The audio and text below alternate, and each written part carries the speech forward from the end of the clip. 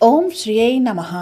శ్రీ గురువుల పాదపద్మములకు ఆర్తితో నమస్కరిస్తూ అధిక జ్యేష్ఠము పురస్కరించుకుని మన ఓంకార పట్టణం కొహీర్లో మన పెద్ద అయ్యగారి అభీష్టం మేరకు మరియు వారి ఆశీస్సులతో మన పూజ్య శ్రీ గురువులు డాక్టర్ ప్రతాప దక్షిణామూర్తి దీక్షిత్ గారు మహాసంకల్పంతో తలపెట్టిన అతిరుద్ర మహాయాగంకు మనం అందరం పేరు పేరున హాజరయ్యి మన వంతు సేవాభావం ఆత్మశుద్ధితో దేహశుద్ధితో చేసుకుంటూ ఈ కార్యక్రమమును మరింత జయప్రదం చేయాలని అందరినీ కోరుకుంటూ మరొక్కసారి మన ప్రియమైన అమ్మగారికి అయ్యగారికి నా నమస్సుమాంజలి.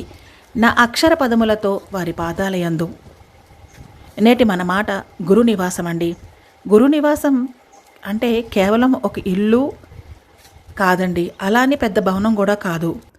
ఆధ్యాత్మిక శక్తులకు మరియు సకల విజ్ఞానాలు కేంద్రీకృతమైన ఒక జ్ఞానక్షేత్రం మన ఓంకారపట్నంలోని శ్రీ గురు నివాసం.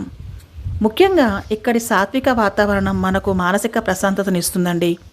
ఇంకా చెప్పాలి అంటే సకలం చైతన్యమయం, మనలోని మాయను దూరం చేస్తూ వాస్తవికతను అర్థం చేసుకునేలాగా దర్పణం అవుతుందండి గురునివాసం. అంతేకాదు నిత్యం అగ్నిహోత్రం, మంత్రోచ్చారణలతో, జపాలతో, జ్ఞానాలతో ఎంతో సాత్విక శక్తిని కలిగిన ప్రదేశం శ్రీ గురు నివాసం. ఈ ప్రాంతంలో మన అడుగు మన మనసులోని ఆందోళనలు, భయాలు, అహంకారాలు తొలగేలా పడాలండి. అప్పుడే అక్కడ ఉన్న మానసిక ప్రశాంతత మనకు మరింత శక్తినిస్తుంది. ఏమంటారు? ఇంకా చెప్పాలి అంటే మన సందేహ నివృత్తి గురు ప్రదేశం.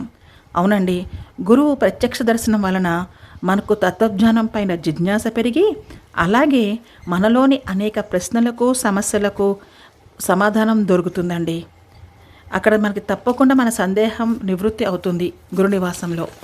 అది నా అనుభవం. ఇంకా చెప్పాలి అంటే ఆధ్యాత్మిక సాధన, ఇక్కడ లభించే ఏకాంతం మరియు మనకి శ్రీ గురువుల మార్గదర్శకత్వం మనల్ని ఉన్నత మార్గం వైపు నడిపిస్తాయండి. అసలైన విషయం ఇంకోటి చెప్పాలండి, లఘుత్వం నుండి గురుత్వం వైపుగా. అంటే మనం చిన్నప్పుడు ఛందస్సులో చదువుకున్నాం గురువులు లఘువులని. ఇక్కడ లఘు అంటే వ్యాకరణ పరిభాషలో తేలిక అని అర్థం. గురువు అంటే ఇంకా శ్రీ గురు నివాసంలో మనకు లఘుత్వం నుండి గురుత్వం వైపుగా అడుగు. అంటే ఆధ్యాత్మిక పరిభాషలో లఘువు అంటే తేలిక అయినవాడు అని అర్థం అండి. ఎలా అంటారా, మనలోని హర్షద్వర్గాలు విడవక సదా అన్ని విషయాల్లో తేలిక భావంతో ప్రవర్తిస్తూ ఉంటాం. ఏమంటారు? అలాగే గురుత్వం వైపు అంటే గురువు అనగా వ్యాకరణంలో అర్థం బరువైన అని. ఆ బరువు ఇక్కడ మనం ఎలా చెప్పుకుంటామంటే బాధ్యతగా, గురువు చెప్పిన మాట ఆచరణలో పద్ధతిలో బాధ్యతగా చేయడం. మనలోని అజ్ఞానాన్ని పోగొట్టుకుని క్రమశిక్షణతో మనకు జ్ఞానాన్ని ప్రసాదించమని గురువుని వేడుకోవడం. ఇలా చెప్పుకుంటూ పోతే గురు నివాసం ఎంతో విశేషమైన ప్రాముఖ్యత కలిగి ఉంటుందండి. మీకు తెలియందని కాదు. ఇంకా చెప్పాలి అంటే చాతుర్మాస దీక్షలు, ఇలాంటి మహోన్నతమైన యాగాలు, యజ్ఞాలు, ఇంకా అనేకమైన విశేష పూజలు, లోక కళ్యాణార్థం శ్రీ గురువులు చేపట్టిన కార్యక్రమాలు.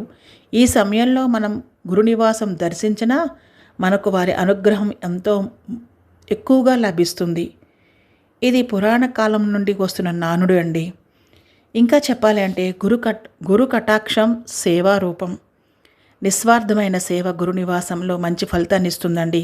అది ఏ పనైనా సరే మనలోని భావమును మరింత ఇనుమడింప చేస్తుంది.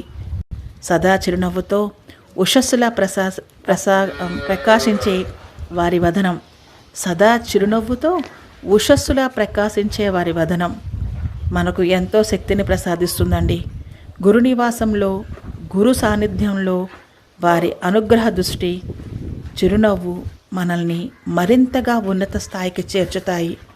కావున మన శ్రీ గురువులు ఆప్యాయతమైన